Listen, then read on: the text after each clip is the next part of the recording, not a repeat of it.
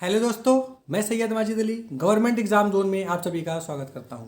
हम और आप पढ़ रहे थे संविधान के बारे में। संविधान के बारे में कल हम लोगों ने पढ़ लिया था, ठीक, प्रस्तावना के बारे में। आज हम पढ़ेंगे मौलिक अधिकार। हमारे कुछ अधिकार संविधान के द्वारा दिए गए हैं, जिसे हम मौलिक अधिकार अथवा मानवाधिकार के नाम से जानते हैं। चलिए उसका अध्ययन क्रमबद्ध तरीके से कर लेते हैं। ठीक, सबसे पहले देखते हैं कि मानवाधिकार होता क्या है।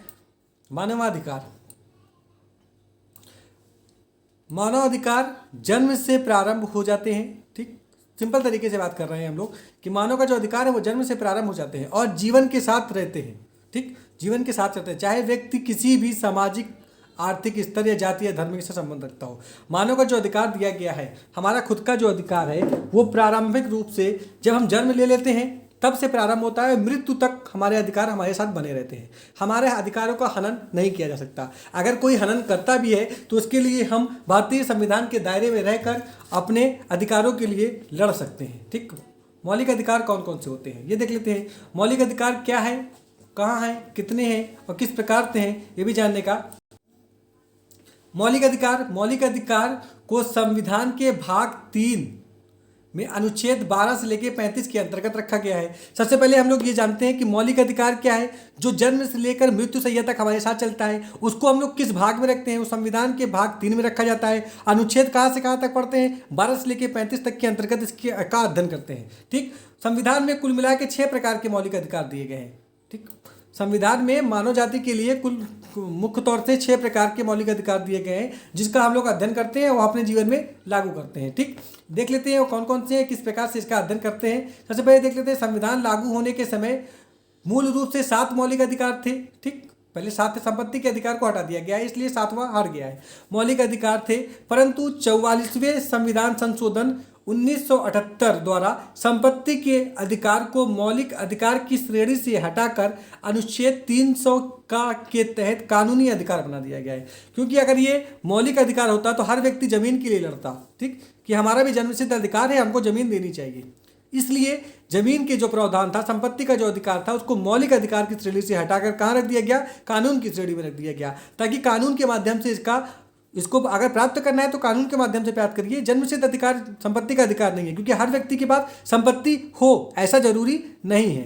ठीक, इसलिए इसको क्या किया गया, अनुच्छेद 300 का में रख दिया गया। और कहाँ से हटा दिया गया, मूल अधिकार से हटा दिया गया। पहले ये जन्मसिद्ध अधिकार था, क्योंकि हमारा देश शुरू में आज़ाद हुआ था, हर व्यक्ति के पास जमीन होनी जरूरी थी। और संत विनोबा भावे ने इस प्रयोग किए थे कि हम सभी व्यक्ति को जमीन प्राप्त कराएं, और उन्होंने बहुत सारे काम किए इसके लिए। ठीक, और मौलिक अधिकार जो अमेरिका से लिए गए हैं, ये 6 प्रकार के मौलिक अधिकार हैं। सबसे पहले पूछा जाता है क्वेश्चन कि मौलिक अधिकार कहाँ से लिया गया है। अमेरिका के संविधान से लिया गया है। ठीक, वो कौन कौन से अधिकार है। समता का अधिकार जो 14 से लेकर 18 तक है। ठीक, कहाँ से लेकर कहाँ तक है, 14 से लेकर 18 तक। उसके बाद देख लेते हैं दूसरा, स्वतंत्रता का अधिकार जो अनुच्छेद 19 से लेकर 22 तक है। सॉरी, इसको 19 से लेकर 22 तक कर लीजिएगा, 1922 नहीं है। ठीक, उसके बाद शोषण के विरुद्ध का जो अधिकार है वो 23 से लेकर 24 तक का अधिकार है। फिर धर्म की स्वतंत्रता का अधिकार है जो 25 से लेकर 28 तक है। फिर उसके बाद है शिक्षा का अधिकार। ठीक, शिक्षा एवं संस्कृति से संबंधित अधिकार है जो 29 से लेकर 30 तक है। उसके बाद संवैधानिक उपचारों का अधिकार है जो अनुच्छेद 32 में दिया गया है। कुल मिला के समता का अधिकार, उसके बाद है हमारा स्वतंत्रता का अधिकार, फिर उसके बाद है शोषण के विरुद्ध अधिकार, फिर उसके बाद है धार्मिक स्वतंत्रता का अधिकार, फिर उसके बाद है शिक्षा एवं संस्कृति का अधिकार, फिर उसके बाद है संवैधानिक उपचारों का अधिकार। कुल मिला के जो अधिकार दिए गए हैं वो हमारे जीवन को सुलभ और सुचारू रूप से चलाने के लिए दिए गए हैं। पहले तो हम देखे जाए कि मनुष्य एक जीवित प्राणी है, उसको इन सब चीज़ों की आवश्यकता है ना। अगर संविधान के अंदर बांट के और उसको बांध के रखना है तो हमको अधिकारों को देना जरूरी होगा। अगर हम अधिकार नहीं देते हैं तो डेफिनेटली हमारा मूल उद्देश्य समाप्त हो जाएगा और हम स्वतंत्र रूप से जीवन नहीं जी सकते। इसलिए इस प्रकार के अधिकारों को इसमें सुनिश्चित किया गया है। ठीक, अब चलिए हम लोग एक एक अधिकार के बारे में अच्छे तरीके से पढ़ लेते हैं और इसका अध्ययन कर लेते हैं कि क्या प्रश्न इससे पूछे जा सकते हैं और क्यों उपयोगी हैं। सबसे पहले देखते हैं समता का अधिकार अनुच्छेद 14 से लेकर 18 तक। ठीक, समता का अधिकार अनुच्छेद 14, इसमें क्या है, विधि के समक्ष समता, यानी कि कहाँ से ली गई है, ब्रिटेन से ली गई है। देखिएगा इसमें जो जो पॉइंट दिए गए हैं वो अलग अलग से लिए गए हैं, जो जो लिए गए हैं इसके अंदर थोड़ा बताने का प्रयास किया गया है ताकि आप अच्छे तरीके से पढ़ सकें। डेफिनेटली ये सब क्लास 6 की किताब से हैं, लेकिन इसमें कुछ मटेरियल एनसीईआरटी और अन्य किताबों से लिया गया है ताकि आपके सामने जो भी चीज़ें प्रस्तुत की जाए वो बहुत उपयोगी और अच्छे ढंग से प्रस्तुत की जाए। ठीक, इसके अंतर्गत हम दूसरा पॉइंट पढ़ लेते हैं। पहला पॉइंट क्या है, विधि के समक्ष समता, ब्रिटेन से लिया गया है। इसमें क्या होता है, न्याय के समक्ष सभी व्यक्तियों के लिए समान व्यवहार किया जाता है। अब एक जज है, वो इस तरीके के निर्णय देता है कि वो चाहे वो गरीब हो चाहे वो अमीर हो, उसका जो न्याय मिल रहा है, ठीक, और वो कानून के दायरे में सही मिल रहा है, चाहे वो गरीब हो चाहे वो अमीर हो। ऐसा नहीं है कि अगर अमीर व्यक्ति के लिए जो न्याय बनाया जाए वो अलग हो और ग्रामीण और गरीब लोगों के लिए जो न्याय बनाया जाए वो अलग हो। ठीक, उसके बाद दूसरा पॉइंट देख लेते हैं। इसमें दिया है कि विधि के समान संरक्षण। ठीक, ये कहाँ से लिया गया है, इस पॉइंट को उठाया गया है अमेरिका से। ठीक, इसमें क्या दिया गया है, समान विधि के अंतर्गत सभी के लिए समान नियम हो। विधि यानी कानून, कानून के अंतर्गत जो भी चीज़ें बनाई जा रही हैं वो समान रूप से होनी चाहिए। ठीक, हम ये देख रहे हैं कि अमेरिका में जो कानून लागू किए जा रहे हैं वो किए विधि से संबंधित हैं। ठीक, ये अमेरिका में जो भी कानून लागू किए जा रहे हैं विधि से संबंधित है। इसके अंतर्गत प्रावधान दिया है कि समान विधि के अंतर्गत सभी के लिए समान विधि हो, समान नियम हो। अब ऐसा नहीं होना चाहिए कि अब मान लीजिए कि हम अमेरिका के एयरपोर्ट पे है, ठीक, उसके लिए उसके बाद अगर हम ग्रामीण क्षेत्र से हैं तो हमारे लिए अलग ट्रीटमेंट किया जाए, और जो शहरी क्षेत्र से हैं और अमीर व्यक्ति हैं उनके लिए अलग ट्रीटमेंट किया जाए। अगर वो अपराधी है तो अपराधी को अपराध के तरीके देखा जाए, उस अपराधी का स्वयं मूल्यांकन किया जाए, चाहे वो ग्रामीण क्षेत्र से हो चाहे वो शहरी क्षेत्र हो, चाहे वो अमीर हो चाहे वो गरीब हो। इसीलिए विधि के समान संरक्षण अमेरिका से लिया गया है और ये अमेरिका में सबसे उपयोगी सिद्धांत माना जाता है। ठीक, 2013 में शाहरुख खान को भी रोका गया था अमेरिका के यूएसए के एयरपोर्ट पे। अगर आप लोगों ने न्यूज़ सुबह सुनी हो या पढ़ी हो या आजकल के न्यूज़पेपर में देख लीजिए, द हिंदू न्यूज़पेपर में दिया गया था, शाहरुख खान को रोका गया है, 1-1.5 घंटा उनको परेशान किया गया है क्योंकि उसमें भारत में सीरियल बम ब्लास्ट हो रहे थे। उस बम ब्लास्ट के जो इसका मुख्य करता था उसका नाम शाहरुख था, इसके कारण से अमेरिका ने रोका। अगर देखा जाए, अगर ये अधिकार, ये विधि का समान संरक्षण जो दिया गया है, अगर ये न दिया जाता तो शाहरुख खान तो बहुत बड़ी हस्ती थे, उनको नहीं रोकना चाहिए था। लेकिन ऐसा नहीं होता है। जो टेररिस्ट है शाहरुख खान नहीं है, आप गलत मत सोचिएगा। मतलब शक के दायरे पे उनको रोका गया और ये देखा गया कि हाँ ये उपयोगी है, देख सकते हैं, रोक सकते हैं, उसकी इंक्वायरी की गई। अगर ये भेदभाव होता, अगर इस प्रकार का भेदभाव देखने को मिलता संविधान के अंतर्गत, तो डेफिनेटली हर वो अमीर व्यक्ति अमीर होता और गरीब व्यक्ति गरीब ही रहता, उसको न्याय नहीं मिलता। ठीक, अगला देख लेते हैं क्या है, मूल वंश जाति लिंग या जन्म के स्थान के आधार पर विभेद प्रतिशत जो प्रस्तुत किया गया वो कौन से अनुच्छेद में है, अनुच्छेद 15 में है। ठीक, इसमें क्या, इसके अंदर क्या दिया गया है, इसके अंदर दिया गया है कि लोक नियोजन का अवसर समानता अनुच्छेद 16 में दिया गया है। लोक नियोजन के अवसर की समानता अनुच्छेद 16 में दी गई है। अब ये क्या होता है, पहले हम मूल धर्म वंश जाति के स्थान पर देख लेते हैं। इसकी जो अनुच्छेद दिया गया है, ये समानता का अधिकार क्या है। इसमें दिया हुआ है मूल धर्म जो है वो वंशानुगत हो, जाति पे आधारित हो, कर्म पे आधारित हो, इसके अंदर कोई भी भेदभाव नहीं किया जाता। समान रूप से सभी के लिए ट्रीटमेंट किया जाता है और सभी को समान ब्यौरा प्रस्तुत करने के लिए उत्साहित किया जाता है। ठीक, और इसके अंतर्गत एक पॉइंट दिया गया है, लोक नियोजन के अवसर में समानता के अनुच्छेद 16 में प्रस्तुत किया गया है। ये होता क्या है, ठीक, राज्य के अधीन किसी पद पर नियोजित अथवा नियुक्ति के संबंध में सभी नागरिकों के लिए समान अवसर प्राप्त होते हैं। अब मान लेते हैं कि एक आईएएस अधिकारी बनना चाहता है कोई व्यक्ति, ठीक, तो वो पढ़ाई कर रहा है, चाहे वो एसटी जाति का हो, चाहे वो एसटी जाति का हो, चाहे वो जनजाति का हो, चाहे वो ठाकुर हो, चाहे पंडित हो, चाहे मुस्लिम हो, किसी भी कास्ट का हो, उसके लिए समान प्रावधान रखे जाते हैं। प्रीलिम्स परीक्षा देनी है, उसके बाद मेंस देना है, फिर इंटरव्यू देना है, इसमें कोई भेदभाव नहीं किया जाता। इस प्रकार की जो समानता का अधिकार दिया जाता है वो हमारे संविधान के माध्यम से हमको दिया जाता है। नहीं, हर व्यक्ति एक ही सीट पे उन व्यक्तियों को धारण कर ले जो इसकी योग्यता भी ना रखता हो। ठीक, अगला पॉइंट इसमें क्या दिया गया है, अगला पॉइंट दिया गया है, जन्म स्थान के आधार पर राज्य की सीटों पर आरक्षण कर सकती है। अब राज्य को थोड़ा सा प्रावधान दिया गया है कि आप राज्य, उत्तर प्रदेश राज्य है तो उत्तर प्रदेश जब आईएएस का फॉर्म भरवाती है, sorry PCS, Uttar Pradesh PCS का जब फॉर्म भरवाती है, आईएएस तो एडमिनिस्ट्रेटिव सर्विस होती है, पूरे राष्ट्र देश के लिए होती है। जैसे पीसीएस है, उत्तर प्रदेश पीसीएस है, तो उत्तर प्रदेश पीसीएस में वो क्या करता है, इस प्रकार की चीज़ों को अपनाता है कि समस्त राज्यों को इसके अंदर आने का प्रवेश करता है, देता है, मूल्यांकन कराता है। अर्थात उत्तर प्रदेश क्या कर सकता है, उत्तर प्रदेश अपने राज्यों के लिए कुछ छूट दे सकता है कि हम पहले अपने राज्य के लोगों को रखेंगे। जैसे मध्य प्रदेश क्या करता है कि मध्य प्रदेश एक पंजीयन संख्या भरवाता है, उसके बाद मध्य प्रदेश के सभी लोगों को पहले नौकरी देने का प्रयास करता है और अदर राज्य में कम जाता है। ठीक, इससे क्या होता है कि राज्य की स्थिति सुधर सकती है और सुधरती है। राज्य को थोड़ी सी फैसिलिटीज दी गई है कि वो अपने अधिकार का प्रयोग कर सकता है ताकि राज्य विकसित हो। जब राज्य विकसित होगा तो देश भी खुद ब खुद विकसित हो जाएगा। उसके बाद क्या है, आप स्पृश्यता यानी कि छुआछूत जिसे कहते हैं का अंत दिया गया है 17 में। छुआछूत उन्मूलन, अब हर व्यक्ति जैसे उच्च कोटि का व्यक्ति है और निम्न कोटि का व्यक्ति है, उच्च कोटि का व्यक्ति निम्न कोटि के व्यक्ति से दूर रहना चाहता है। ठीक, क्यों? क्योंकि वो पहले की अभिव्यक्ति को ध्यान में रखता था और जीवन को जीने में असहाय उत्पन्न करता था कि वो निम्न कोटि के लोग हैं, इनके साथ उठना बैठना सब खराब है। ठीक, इनको स्वतंत्रता दी गई कि समान रूप से जो निम्न कोटि के लोग हैं वो उच्च कोटि के लोगों के साथ उठ बैठ सके और अपने जीवन स्तर को आगे बढ़ा सके। उपाधियों का अंत, ठीक, उपाधियों का सिर्फ शिक्षा के क्षेत्र में छोड़ के सभी प्रकार की शिक्षा और सेवा के क्षेत्र में छोड़ के सभी प्रकार की उपाधियों का अंत कर दिया गया। जैसे ये महाराजा हैं तो इनकी उपाधि दी गई कि ये महाराजा की उपाधि प्राप्त कर ली है तो महाराजा हैं, ऐसा नहीं है। इस प्रकार की उपाधियों का समाप्त कर दिया गया। सिर्फ सेना विद्या से संबंधित उपाधियों को छोड़कर अन्य सभी उपाधियों का अंत कर दिया गया। इस प्रकार की उपाधियों का अंत करना समानता के अधिकार को दर्शाता है। क्यों? क्योंकि मान लेते हैं कि हम महाराजा हैं तो महाराजा की तरह ही रहेंगे और कोई काम नहीं करेंगे। अगर हम युवराज हैं तो युवराज के तरीके रहेंगे, तो इसमें भेदभाव उत्पन्न होता है ना। इस प्रकार की भेदभाव को खत्म करने के लिए सरकार ने क्या किया, संविधान के माध्यम से समानता का अधिकार के अंतर्गत इसको हटा दिया। ठीक, यदि किसी भारतीय नागरिक को किसी विदेशी उपाधि लेनी है तो वो राष्ट्रपति से अनुमोदित के पश्चात उपाधि धारण कर सकता है। अब मान लेते हैं कि हम भारत देश के निवासी हैं और अमेरिका में रहते हैं और अमेरिका हमको कुछ उपाधि देना चाहता है। ठीक, किसी भी प्रकार की उपाधि देना चाहता है तो हम सीधे नहीं ले सकते हैं, हमको पहले राष्ट्रपति की अनुमति चाहिए होती है। राष्ट्रपति की अनुमति के बाद हम जाके उस देश की उससे उपाधि ग्रहण कर सकते हैं। ये समानता के अधिकार के अंतर्गत आता है, मिलेगी उपाधि। ऐसा नहीं है कि राष्ट्रपति आपको मना कर देंगे कि हम आपको उपाधि नहीं लेने देंगे। यदि वो उपाधि आपके कारगर होगी, ये देश का नाम रोशन करेगी, तो उस उपाधि को लेने के लिए राष्ट्रपति मना नहीं करेंगे। ठीक, अब हम बात कर लेते हैं स्वतंत्रता का अधिकार, अनुच्छेद 19 से लेकर 22 तक के। ठीक, स्वतंत्रता का जो अधिकार है 19 लेकर 22 तक का, इसके कुछ प्रावधान इसको देख लेते हैं।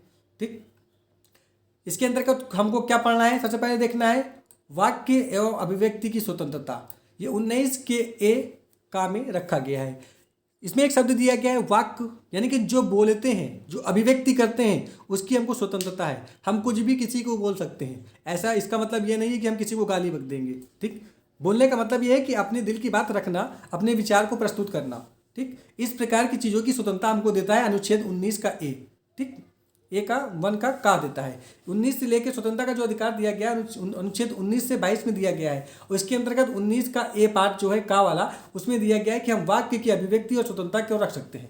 ठीक, और कैसे रख सकते हैं इसको भी देख लेते हैं। किसी भी सभा में, मान लीजिए कोई सभा है, किसी भी सभा में किसी भी व्यक्ति से अपने मन की बात खुलकर कहने की आज़ादी होती है, अपने विचार को स्वतंत्र रूप से छापने की आज़ादी होती है। मान लीजिए कि हम एक पुस्तक लिखना चाहते हैं और अपने विचार, हमारे विचार हैं कि हम किसके बारे में कुछ लिखें, तो हम लिख सकते हैं। लेकिन अगर वो गलत है तो सामने वाला हमको मानहानि का दावा भी कर सकता है।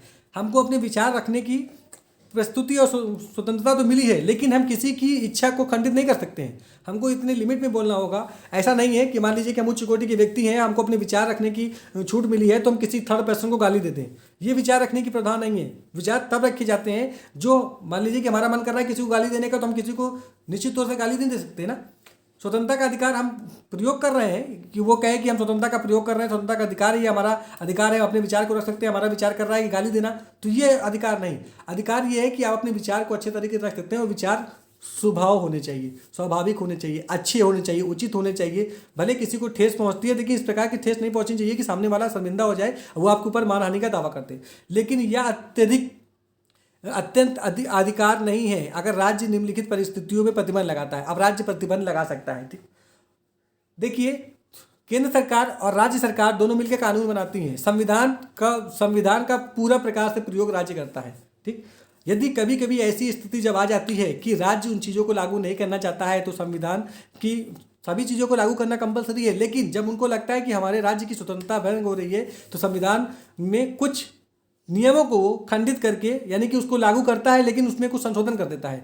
कि बोलने की अभिव्यक्ति है और उन्होंने कहा कि मान लीजिए कि उत्तर प्रदेश में कई जाति और धर्म के लोग हैं, ठीक, सबको अधिकार है और एक ही डेट पे 2-3 प्रोग्राम पड़ जाते हैं, त्यौहार जिसे कहते हैं हम लोग, अधिकतर पड़ जाते हैं हिंदू मुस्लिम के त्यौहार। अब राज्य क्या करता है, सरकार, केंद्र सरकार और संविधान के माध्यम से ये है कि हमको स्वतंत्रता है, अपना त्यौहार बना सकते हैं, अपने चीज़ों को बना सकते हैं, लेकिन ऐसा नहीं होता है कि एक ही दिन पे एक ही डेट पे 2 त्यौहार पड़ जाए। तो उसके अंदर सामंजस्य स्थापित करने के लिए व्यक्ति क्या करता है कि सरकार, जो राज्य की सरकार होती है, उसमें कुछ नियम और कानून लगा देती है कि आप इस प्रकार के काम ना करिए ताकि दिक्कत ना हो। इस प्रकार अखंडता को सुरक्षित रखा जाता है, ठीक। उसके बाद यदि कोई व्यक्ति ऐसे आचरण करता है जिससे राज्य की एकता और अखंडता खतरे पड़ जाए, अभी हमने आपको बताया कि त्यौहार है, हिंदू और मुस्लिम के 2 त्यौहार है और एक ही डेट पे पड़ रहे हैं, तो इसमें क्या करेगा, सरकार नियम बनाएगी कि इस क्षेत्र से आप इस एक ही रोड पे अगर कोई जुलूस निकालते हैं तो सरकार उसकी रास्तों को परिवर्तित कर सकती है। अब ऐसा नहीं है कि हम कहें कि हमारी स्वतंत्रता का अधिकार है या हमारा अधिकार है कि हम इस चीज़ को करेंगे और इसी रोड से ही करेंगे, तो इसमें परिवर्तन किया जा सकता है, ठीक।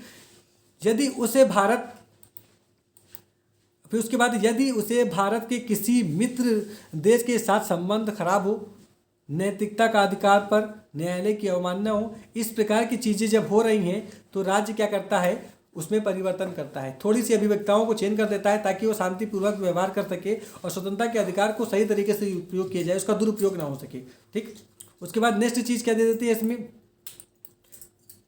इसमें दिया है शांतिपूर्ण,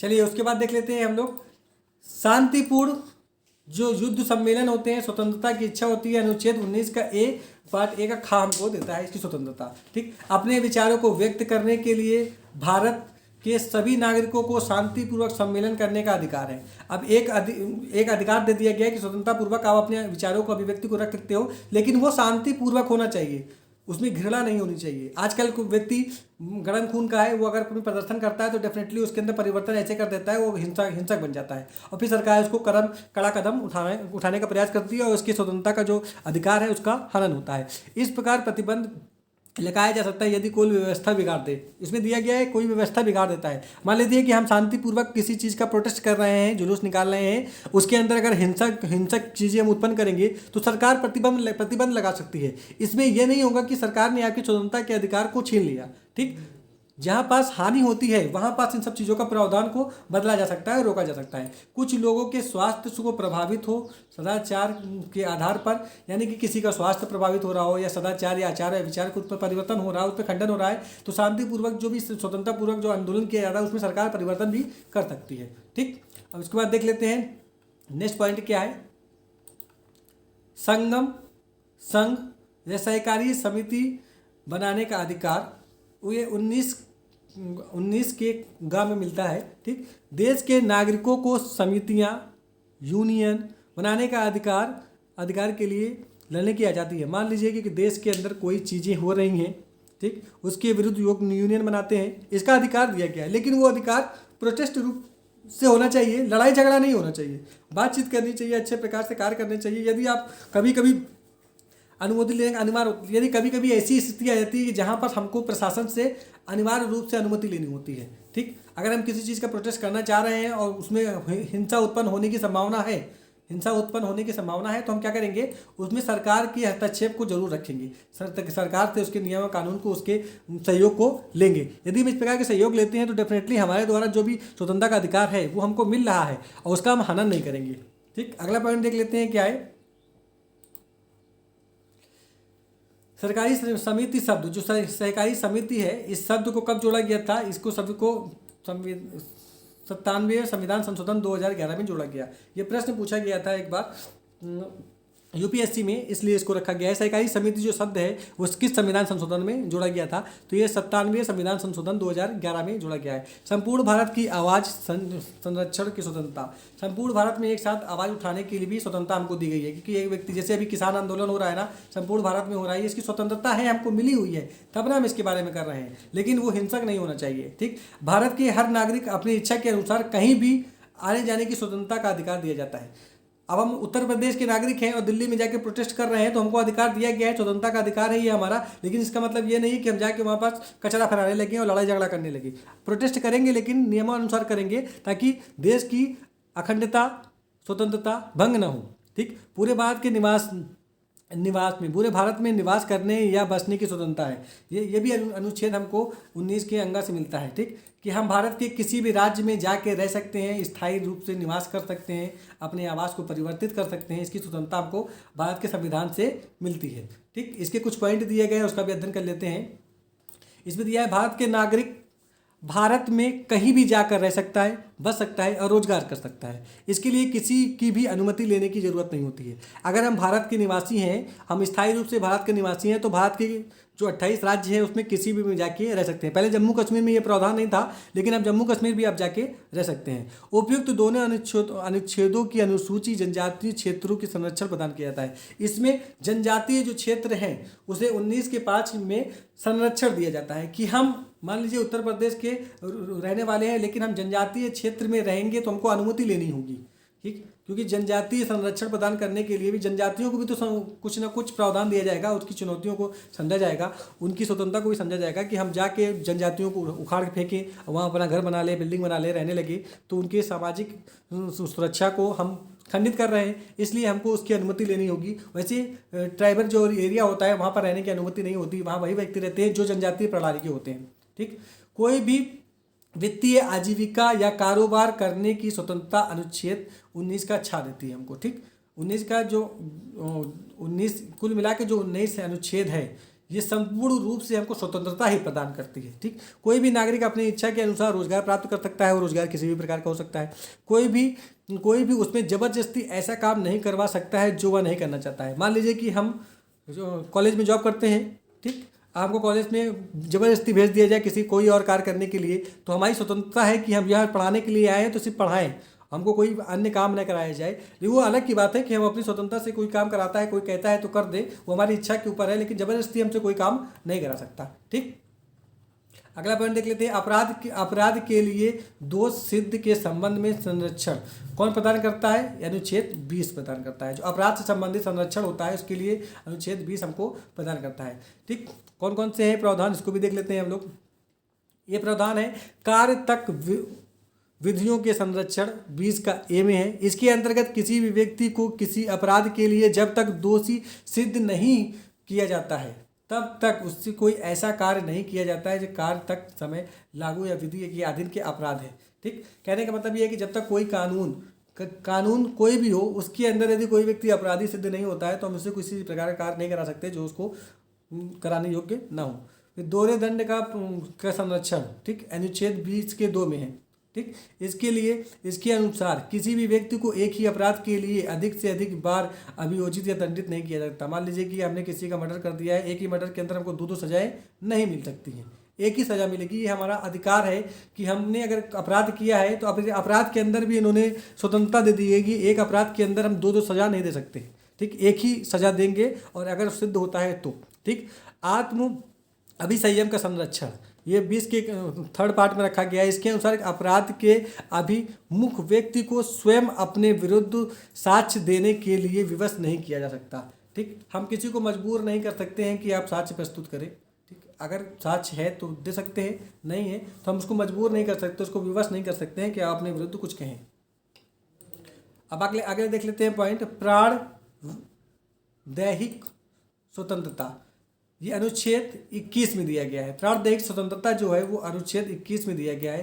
ठीक, राइट टू प्राइवेसी, निजात का अधिकार। राइट टू प्राइवेसी का मतलब क्या है कि हर व्यक्ति को अपनी प्राइवेसी का अधिकार होता है, उसमें कोई उल्लंघन नहीं कर सकता। भारत में रह रहे सभी लोगों को जीने का अधिकार है, कोई भी जान नहीं ले सकता। ठीक, अगर हम चाहें, अगर हमको फांसी की सज़ा सरकार के द्वारा न दी जाए तो हम जीने का अधिकार व्यक्त करते हैं, हमको कोई ज़बरदस्ती नहीं मार सकता। अगर हमको कोई ज़बरदस्ती मारता है तो हम उसके ऊपर मुकदमा कर सकते हैं। ठीक, और मुकदमा करके अपनी स्वतंत्रता के अधिकार को प्राप्त कर सकते हैं। लोगों की जीवन की रक्षा करना सरकार का कर्तव्य होता है। ठीक, कोई भी व्यक्ति जब कोई कानून तोड़ता है या अपराध करता है तो पुलिस उसे पकड़ सकती है। ठीक, लेकिन पकड़ सकती है, पकड़ने के पश्चात उसको दंडित या मारपीट नहीं कर सकती, परंतु जब तक जुर्म नहीं साबित नहीं होता तब तक वो जेल की सज़ा नहीं दे सकती। सिंपल सी बात है, अगर आप कोई भी व्यक्ति है, अगर गांव में रहने वाला व्यक्ति अधिकतर लड़ाई झगड़ा हो जाता है, ज़बरदस्ती किसी दूसरे का नाम लिखा देते हैं तो पुलिस उठा तो ले जाएगी, लेकिन जब तक जुर्म साबित नहीं होगा वो किसी भी प्रकार का उसको हनन नहीं कर सकती है। ठीक, अब आप बात कर लेते हैं शिक्षा का अधिकार। ठीक, शिक्षा का अधिकार को 21 के काम में रखा गया है। इसे वर्ष 2002 में 86वें संविधान संशोधन के द्वारा जोड़ा गया था। कब जोड़ा गया था? सबसे मोस्ट इंपॉर्टेंट चीज़ है शिक्षा का अधिकार, क्योंकि हम लोग शिक्षा से संबंधित परीक्षाओं का अध्ययन कर रहे हैं तो ये क्वेश्चन पूछे जा सकते हैं। इसे वर्ष 2002 में 86वें संविधान संशोधन में जोड़ा गया था। इसमें क्या कहा गया? इसमें कहा गया कि 6 से 14 वर्ष तक के सभी बच्चों को अनिवार्य और निःशुल्क शिक्षा दी जाएगी। ये इसका अधिकार कर दिया गया कि जो 6 से लेकर 14 वर्ष तक के बच्चे हैं वो निःशुल्क और अनिवार्य शिक्षा का अधिकार दिया गया।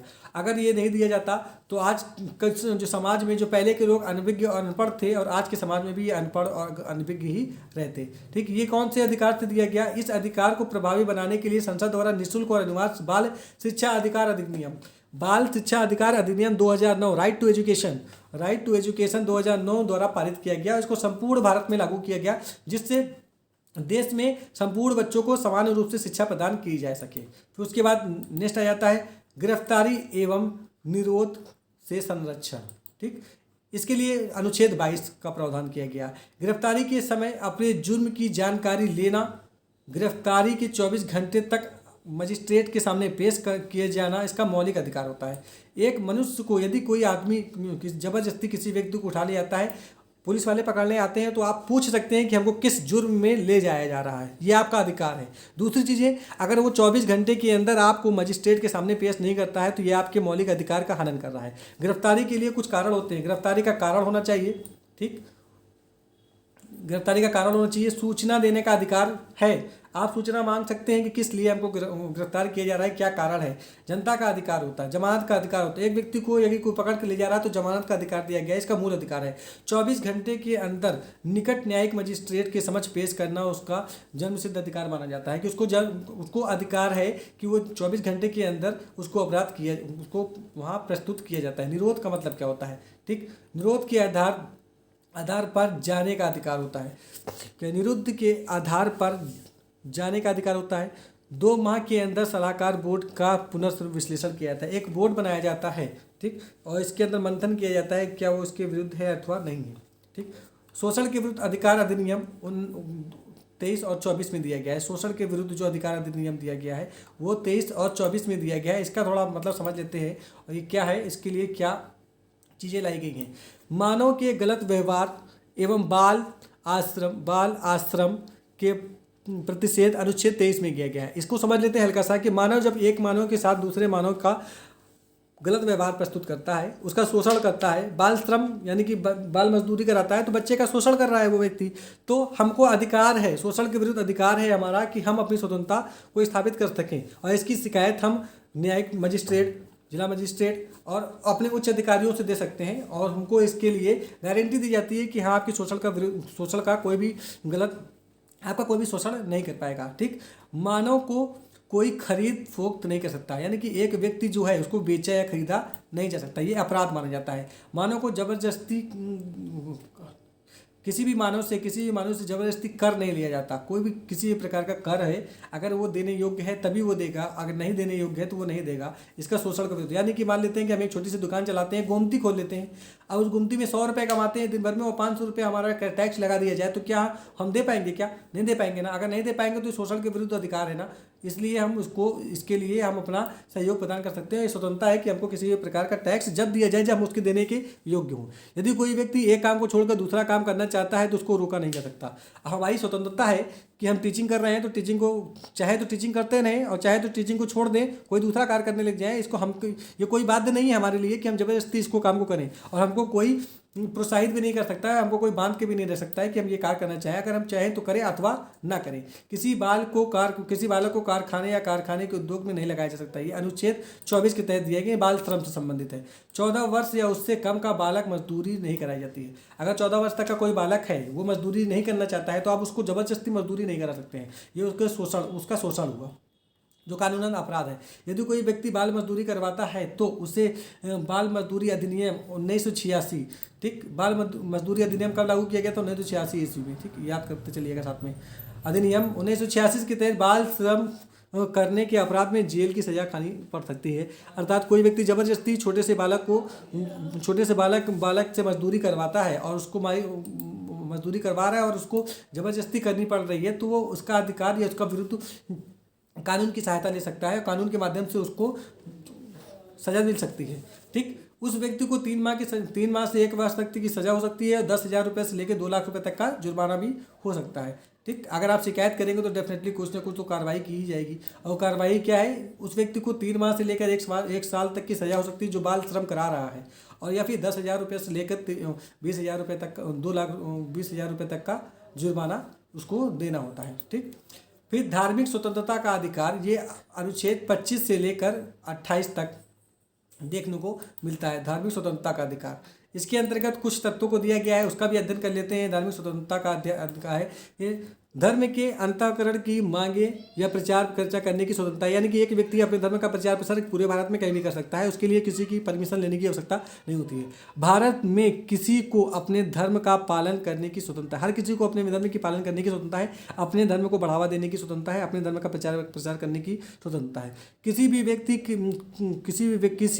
को व्यक्तिगत रूप से अपने रीति रिवाज का पालन करने से नहीं रोका जा सकता। अब कोई व्यक्ति मुस्लिम है तो वो मुस्लिम रहेगा और वो मुस्लिम की सारी रीति रिवाजों को अपना सकता है, इसमें थोपा नहीं जा सकता। अगर कोई व्यक्ति धर्म परिवर्तन करना चाहता है तो जबरदस्ती नहीं कर सकता है, लेकिन अगर वो स्वतंत्रता से करना चाहे तो वो कर सकता है और उसके नियमों कानूनों को अपना सकता है। ठीक, लेकिन लोग स्वच्छता, स्वास्थ्य और सदाचार के आधार पर धार्मिक स्वतंत्रता को रोका जा सकता है। ठीक, इसमें दिया है, लेकिन लोग स्वच्छता, स्वास्थ्य और सदाचार के आधार पर धार्मिक स्वतंत्रता को रोका जा सकता है। जैसे अभी देश में महामारी फैली है कोरोना की, अब इस समय हम धर्म का प्रचार प्रसार करने जाएंगे तो हमको कौन धर्म का प्रचार प्रसार करने देगा। इसलिए ऐसी स्थितियों में हम धर्म का प्रचार प्रसार नहीं कर सकते। जहाँ स्वास्थ्य, स्वतंत्रता, यहाँ स्वच्छता, स्वास्थ्य और सदाचार आ जाता है, वहाँ पर हम धर्म के लिए सरकार के द्वारा, यानी केंद्र सरकार के द्वारा, लोगों के द्वारा इसमें प्रतिबंध लगाया जा सकता है, लेकिन कुछ समय तक, जब तक ये महामारी खत्म नहीं हो जाती है। ठीक, उसके बाद धार्मिक कार्यों का प्रबंध एवं स्वतंत्रता अनुच्छेद 26 में दी गई है। ठीक, इसके अंतर्गत क्या दिया गया, इसके अंदर एक पॉइंट दिया है, शोभाएं, मायन, जुलूस आदि निकालने की स्वतंत्रता है। हम लोग निकालते हैं जुलूस, जैसे मान लीजिए कि अभी होली थी, होली का जुलूस निकाला गया, लोगों ने अपनी स्वतंत्रता से होली का दहन किया, जुलूस निकाला, मनाया, इसके अंदर कोई रोक नहीं है। लेकिन जब देश के अंदर महामारी हो, स्वास्थ्य से संबंधित हो, सदाचार का कुछ दिक्कतें हो रही हो, स्वच्छता की कोई दिक्कतें हो रही हैं, स्वास्थ्य से संबंधित कोई दिक्कतें हो रही हैं, तो इन जुलूसों को, यानी कि धार्मिक स्वतंत्रता को कुछ न कुछ रूप से रोका जा सकता है। बाधाएं प्रस्तुत की जाती है सरकार के द्वारा, लेकिन वो कुछ समय के लिए, कुछ क्षणिक होती हैं, उसको परमानेंट नहीं बंद किया जा सकता। ठीक, किसी भी धर्म को बढ़ावा देने के लिए करो या संदाय न किए जाने का अनुच्छेद 27 में दिया गया है। किसी विशेष धर्म को बढ़ावा देने के लिए राज्य के पैसे को नहीं जारी करती है। अब देखो, मान लेते हैं कि उत्तर प्रदेश राज्य है, उत्तर प्रदेश राज्य में अगर किसी विशेष धर्म को बढ़ावा देना है तो सरकार उसके लिए पैसे वगैरह नहीं देती है। ये आप जनता ही देगी, जो धर्म का प्रचार प्रसार कर रहा है वो दे, जिस प्रकार से देना है, लेकिन हम इसी स्वतंत्रता नहीं है कि हम राज्य से या सरकार से इसके लिए पैसे लें। ठीक, उसके बाद नेक्स्ट पॉइंट है, किसी राज्य द्वारा वित्त पोषित किसी शैक्षणिक संस्थान में धार्मिक शिक्षा नहीं दी जाएगी। ये अनुच्छेद 28 में दिया गया है। ठीक, इसमें दिया गया है कि लेकिन कोई भी विशेष भाषा को पढ़ाया जा सकता है। आप मान लेते हैं कि सिंपल तरीके से हम देख लेते हैं कि कोई राज्य है, राज्य में कोई स्कूल है, स्कूल के लोग हों, उसमें विशेष धर्म की शिक्षा नहीं दी जाती है। ठीक, लेकिन विशेष विषय को पढ़ाया जा सकता है। मान लीजिए कि हिंदी संस्कृत संबंधित कोई विद्यालय है तो उसमें संस्कृत को बढ़ावा दिया जा सकता है, संस्कृत को पढ़ाया जा सकता है, लेकिन सिर्फ और सिर्फ हिंदू धर्म की शिक्षा नहीं दी जाती है। जैसे मदरसे हैं, मदरसे में अरबी वगैरह पढ़ाई जाती है। ठीक, अरबी पढ़ाई जाती है, उर्दू पढ़ाई जाती है, लैंग्वेज को महत्व दी जाती है, लेकिन सभी प्रकार की धार्मिक स्वतंत्रता के रूप में ये नहीं है कि सिर्फ और सिर्फ खाली आप अरबी और उर्दू पढ़ाइए और छात्र को कुछ न दिया जाए। इस स्वतंत्रता का हनन किया जाता है। ठीक, नेक्स्ट पॉइंट देख लेते हैं, शिक्षा और संस्कृति से संबंधित जो अनुच्छेद है वो अनुच्छेद 29 से लेकर 30 तक दिया गया है। ठीक, शिक्षा और संस्कृति से संबंधित अधिकार का अनुच्छेद यह है 29 से लेकर 30 में। अल्पसंख्यक वर्ग के हितों का संरक्षण अनुच्छेद 29 में दिया गया है। अल्पसंख्यक यानी कि भारत में जो अल्पसंख्यक हैं, जैसे मुस्लिम, सिख, ईसाई, बौद्ध, जैन, पारसी, ये जो है ये अल्पसंख्यक माने जाते हैं भारत के। ठीक, इसके उनके जो संरक्षण है इसके अनुच्छेद 29 दिया गया है। किसी भी वर्ग को किसी भी भाषा, लिपि और संस्कृति का संरक्षण का अधिकार है, यानी कि जो भी है, जो अल्पसंख्यक हैं, जो बहुसंख्यक हैं, इनको अपनी भाषा, संस्कृति का संरक्षण करने का पूरा अधिकार दिया गया है। ठीक, उसके बाद का शिक्षण संस्थाओं की स्थापना एवं प्रशासन का अधिकार अनुच्छेद 30 में दिया गया है। अब कोई व्यक्ति चाहे तो शिक्षण संस्थान को बना सकता है, उसमें पढ़ाने का प्रयास कर सकता है। इसकी स्वतंत्रता भारत के संविधान द्वारा दी गई है। भाषा या धर्म पर आधारित सभी अल्पसंख्यक वर्ग को अपनी रुचि की शिक्षण संस्थाएं और प्रशासन करने का अधिकार दिया गया है। अब अल्पसंख्यक व्यक्तियों के लिए एक अधिकार दिए गए हैं। कौन सा अधिकार है? ठीक, यह अधिकार है अल्पसंख्यक वर्ग के लिए दिया हुआ है, अपनी रुचि से शिक्षण संस्थानों का प्रशासन करने का अधिकार दिया गया है। ठीक, अब आ जाता है लास्ट है संवैधानिक उपचारों का अधिकार जो दिया गया है अनुच्छेद 32 में दिया गया है। ठीक, इसको देख लेते हैं। यदि किसी व्यक्ति के मौलिक अधिकार का उल्लंघन किया गया हो तो वह व्यक्ति सीधे उच्चतम न्यायालय में जा सकता है। अभी तक जो अधिकार दिए गए थे उन अधिकार को संरक्षण प्रदान किया जा रहा है। ठीक, इसे हम संवैधानिक उपचार कहते हैं। ठीक, यदि किसी व्यक्ति के मौलिक अधिकारों का उल्लंघन किया जा रहा है तो वह व्यक्ति सीधे तौर पे उच्चतम न्यायालय जा सकता है। संवैधानिक उपचारों के अधिकार डॉक्टर भीमराव अंबेडकर ने संविधान की आत्मा कहा है। ये जो उपचार है, संविधान का उपचार दिया हुआ है, उसमें डॉक्टर भीमराव अंबेडकर ने इसकी आत्मा कहा है। इस संबंध में उच्चतम न्यायालय ने 5 प्रकार की रिट जाहिर की है। वो कौन कौन सी रिट हैं देख लेते हैं। ठीक, नंबर 1 बंदी प्रत्यक्षीकरण। न्यायालय ने जो रिट जाहिर की है बंदी प्रत्यक्षीकरण, इसके अंतर्गत क्या है? इसके अंतर्गत है यदि किसी व्यक्ति को अवैध तरीके से गिरफ्तार किया गया है तो उच्चतम न्यायालय उसके समक्ष उपस्थित करने की रिट जाहिर कर सकती है। ठीक, परम आदेश, इसके अंतर्गत क्या दिया गया है? इसके अंतर्गत क्या है? परम आदेश का अर्थ होता है हम आदेश देते हैं कि यदि लोक सेवक अपने कार्य की उपेक्षा करता है तो उच्चतम न्यायालय परम आदेश रिट से उसका निर्धारित कार्य के लिए आदेश जारी कर सकती है। उसके बाद है उत्प्रेषण। इसके अंतर्गत क्या दिया गया है? उत्प्रेक्षण के अंतर्गत दिया है रद्द कर देना। इसका मतलब होता है रद्द कर देना। यदि कोई लोक सेवक अपने क्षेत्राधिकार के बाहर कोई आदेश पारित करता है या निर्णय लेता है तो उत्प्रेक्षण रिट द्वारा उस आदेश को निर्णय कर दिया जाता है। मान लीजिए कि एक डीएम है, मान लेते हैं कि एक थाना अध्यक्ष है, अपने थाना अध्यक्ष का कोई कार्य छोड़ के वो किसी अन्य थाना क्षेत्र में जाके कोई कार्य करता है और वो कोई रिट जाहिर करता है तो उसकी रिट को खारिज कर सकती है सुप्रीम कोर्ट या कोर्ट। ठीक, प्रतिषेध क्या है? प्रतिषेध का अर्थ होता है मना करना। यदि कोई लोक सेवा अपने क्षेत्राधिकार से बाहर कोई कार्य करता है तो प्रतिषेध रिट द्वारा उस कार्य को रोका जा सकता है।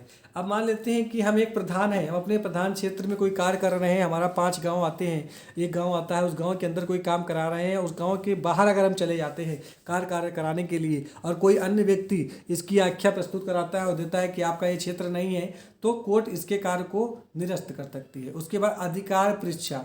अधिकार परीक्षा का अर्थ होता है आप का क्या अधिकार है। यदि कोई अयोग्य व्यक्ति किसी पद पर आसीन है तो अधिकार परीक्षा रिट द्वारा उसे हटाया जा सकता है। मान लीजिए कि एक व्यक्ति शिक्षक बनता है और उसके पास डिग्री नहीं है, ना बीएड की डिग्री है ना बीटीसी की डिग्री है। कहने का मतलब ये है कि उसके अंदर किसी शिक्षक बनने के कोई गुण ही नहीं है और ज़बरदस्ती वो किसी कारणवश शिक्षक बन के बैठा हुआ है तो उसको उसके पद से हटाया जा सकता है। ऐसा संवैधानिक उपचारों में लिखा गया है। ठीक, उपयुक्त विवेचनाओं को आपको कैसी लगी इनका कमेंट करके हमको बता दीजिएगा कि आपको कैसा लगा ये सेशन।